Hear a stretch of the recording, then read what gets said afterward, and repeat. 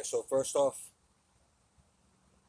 all praise to Yahweh in the name of his Son, Yahweh Shai, in the name of the Holy Spirit.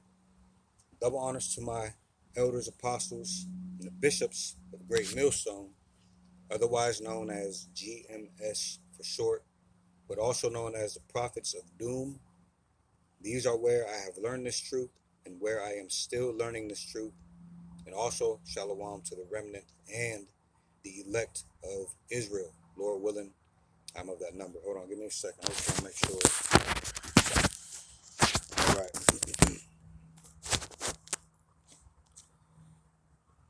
Okay. Again, Shalom, Shabbat Shalom, as a matter of fact, to the remnant. All right, Lord willing, the remnant and the elect. Lord willing, I am of that number.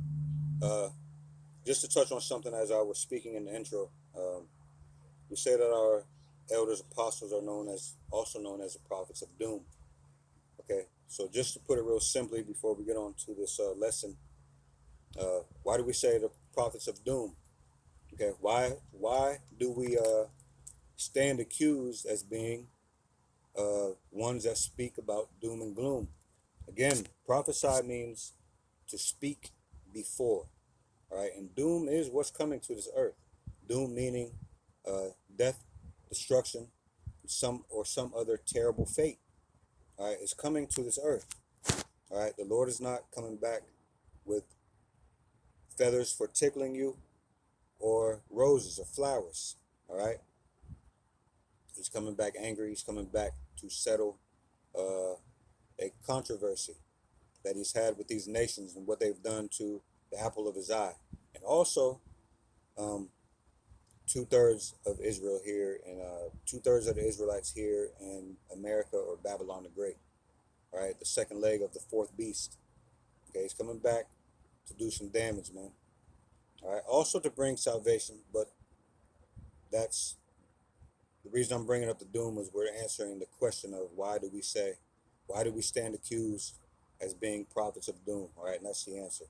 All right, so let's go ahead and get on with the rest of Revelation 13 and verse 11. Okay, the rest of the explanation or edification. Okay, so this is the second part of this video, so I'm just going to go ahead and go straight to the point. We already read the first 10 verses along with the 11th in the previous video, the one right before this one.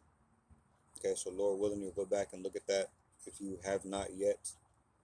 But for this one, we're going to go straight to verse 11 and read it and get on with even more explanation of it. All right, so Revelation 13 and 11, it reads, "And I beheld another beast coming up out of the earth, and he had two horns like a lamb." Excuse me.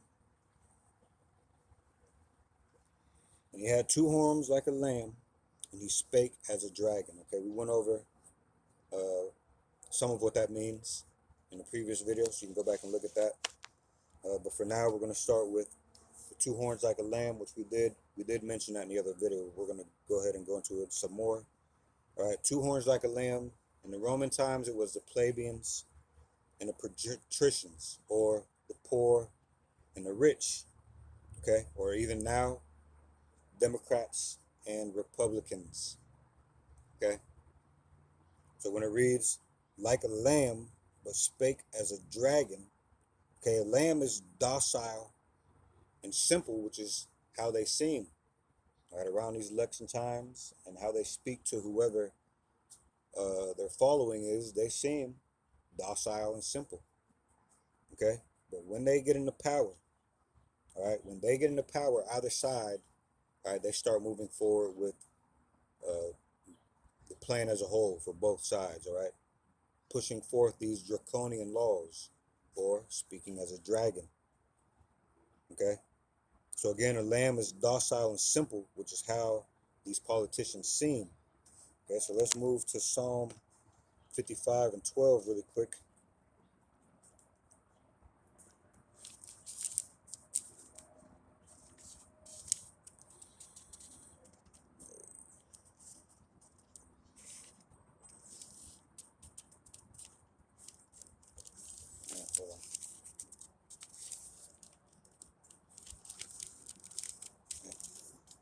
Psalm 55.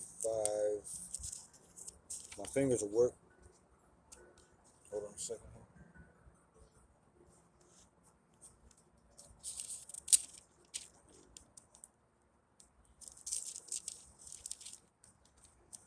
All right, Psalm 55 and 12. Or excuse me, Psalm 55 and 21. Man, tripping.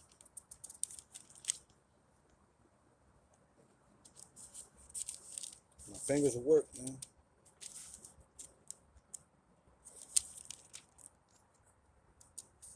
Psalm 55 and 21, it reads, "The words of his mouth were smoother than butter, but war was in his heart. His words were softer than oil, yet they were drawn swords." All right, they speak with a lot of flatteries, a lot of smoothness until they get into power. All right, that illusion of choice. All right, until they go ahead and get put into power who they were going to put into power anyway. Okay, then that's when they start pushing these draconian laws or speaking as a dragon. Okay, so ultimately both sides of the government, all right, bring in draconian laws. It don't matter which one you go to. All right, we've been on a certain trajectory for a long time. No matter who is going in there, people are still mourning. Nothing really gets better for any of you that think that your illusion of choice won out, or that your choice that was an illusion have won, and you still complain. Your life has not changed that much. Or when the next one gets in, you just get reset back. All right. But if there were such good advances in what people think their choices were going to make, why are we still stuck in the same place? Just for example, prices have went up a lot over the years. Have your wages? Do your wages match? Hey, it's still legal for them to pay someone $5 an hour or $7 an hour, whatever the minimum wage is in places like Georgia or Louisiana or Mississippi, things like that down there. All right, how is it still legal to pay someone a wage that you know is not sufficient enough to live on? All right, and no side has taken a step towards fixing that. All right, draconian, speaking as a dragon. All right, the Greek word for horn, which we'll go in here and get this.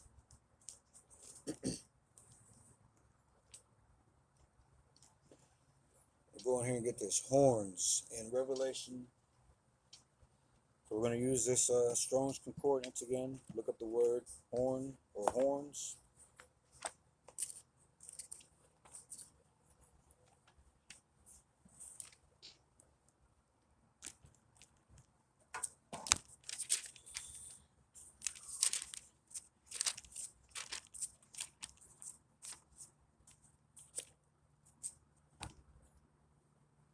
Okay, horns. Now we're going to look for what we did. What we found the word. The left hand, the category right under the word to give you some of the verse that this word appears in. The middle category gives you the chapter and the verse, and the last category gives you the reference number for the word in the context of the verse that it is given. So we're looking for Revelation 13 and 11. Okay, it's going to take us to 2768. Since this is in the New Testament, we're going back to the Greek section, and we're looking for, what was it again? 2768. All right, so we're looking for the Greek section, and then we're looking for the reference number, 2768.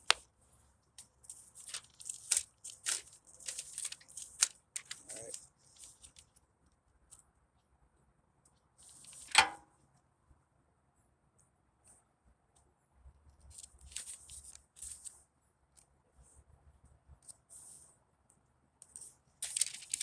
Okay.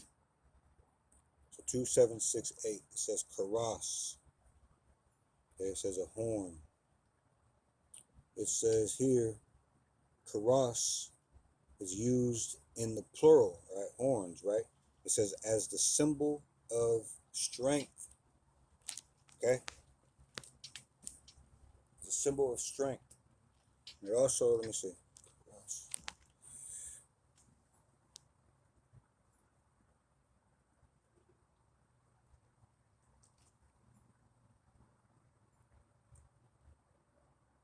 Let's see.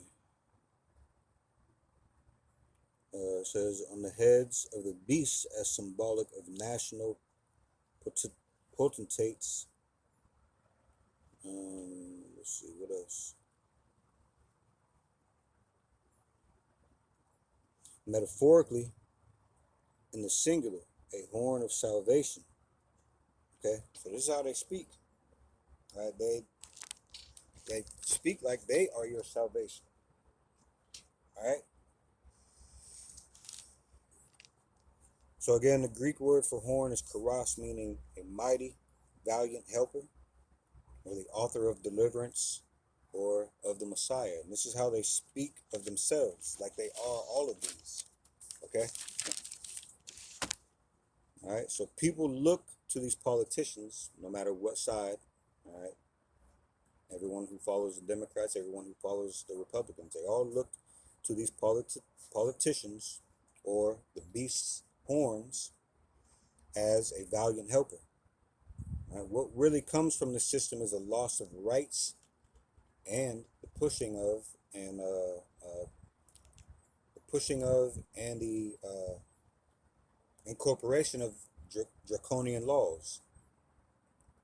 All right. While people look to these two horns, it is really a way that they can deceive you into a false sense of hope and freedom.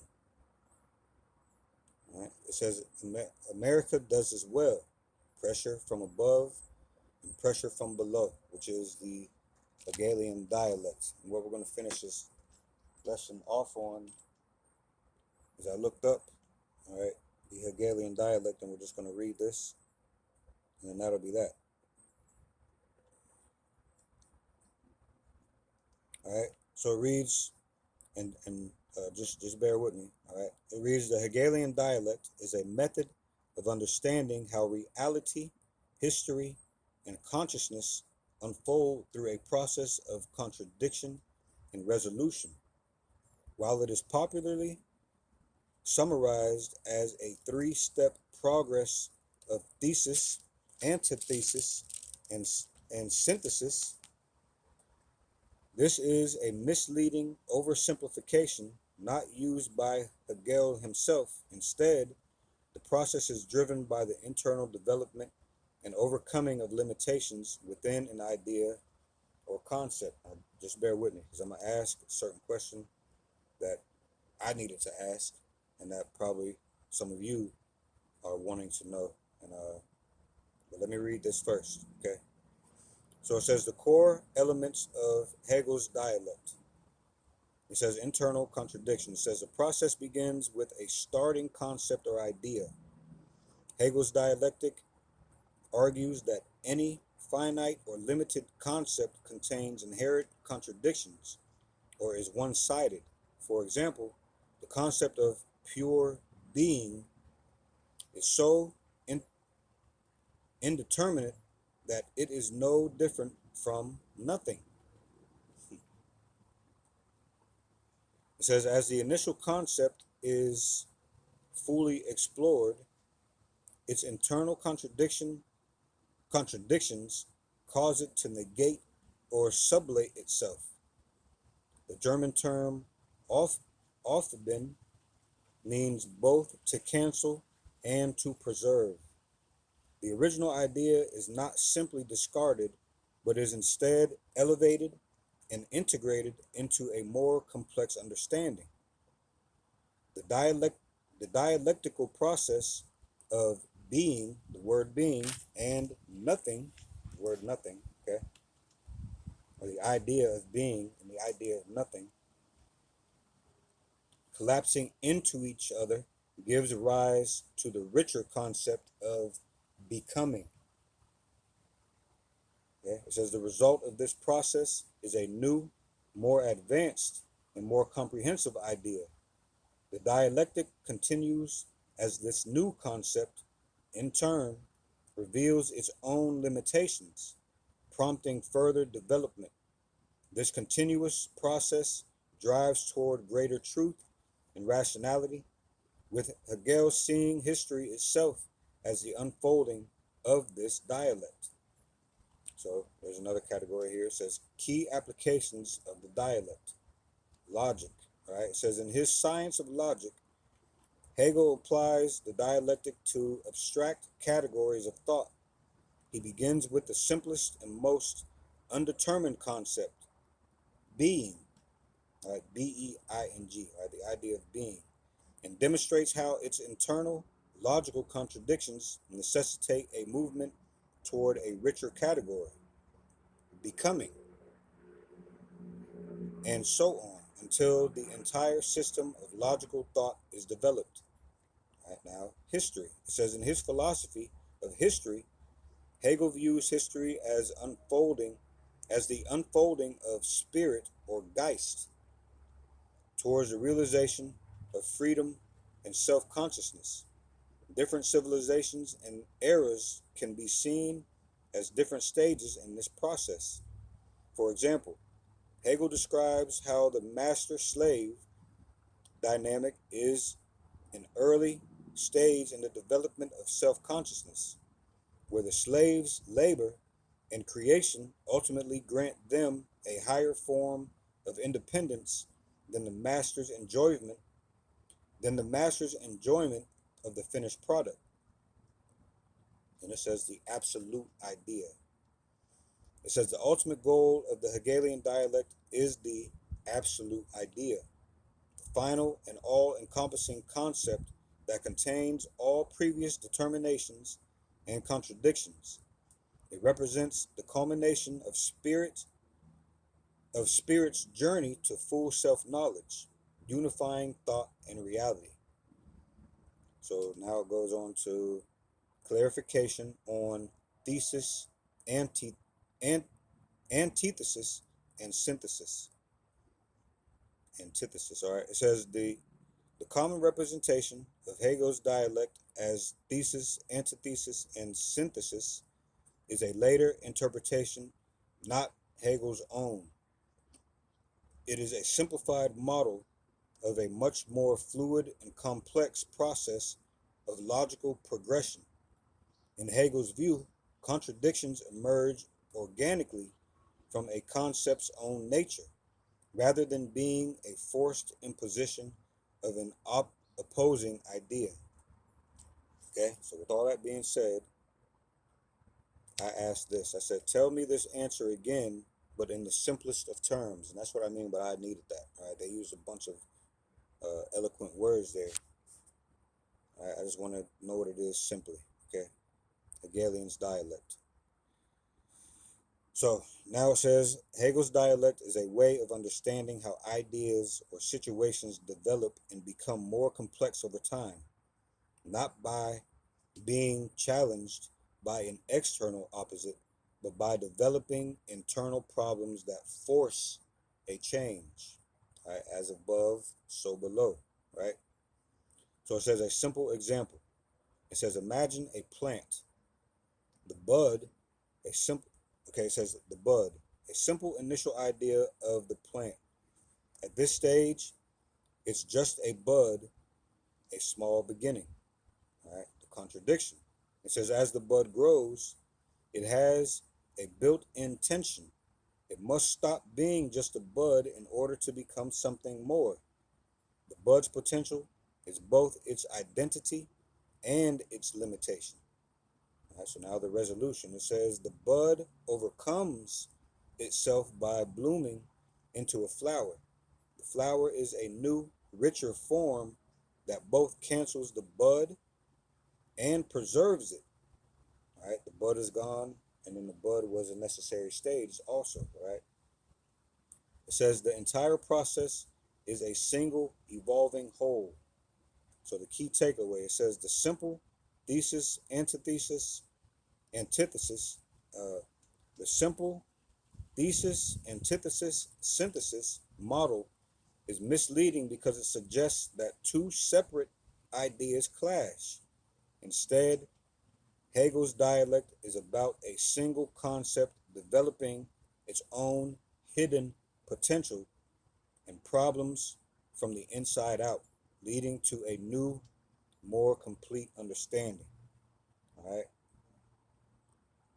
So again, and this is important to remember going on reading this Revelation 13, especially when we get to verse uh, 16, 15, 16, or 16, 17, and 18. All right. With that word, and he causeth all. How does he causeth all? All right. The antithesis, the thesis, the antithesis, and the, what was it?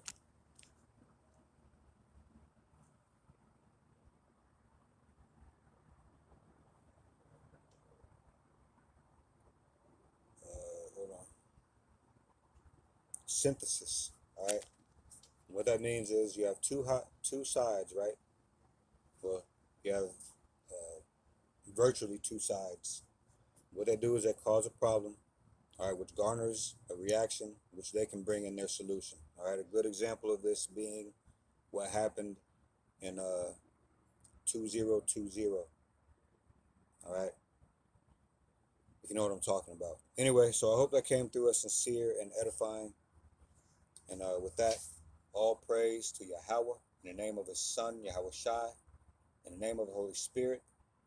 Double honors to my elders, apostles, and the bishops of Great Millstone, otherwise known as GMS for short. All right, also known as the prophets of doom. These are where I have learned this truth, and these are where I am still learning this truth. And also shalom to the remnant and the elect of Israel. Lord willing, I am of that number, and Lord willing, we'll see you in the next video. Shalom. Shabbat shalom.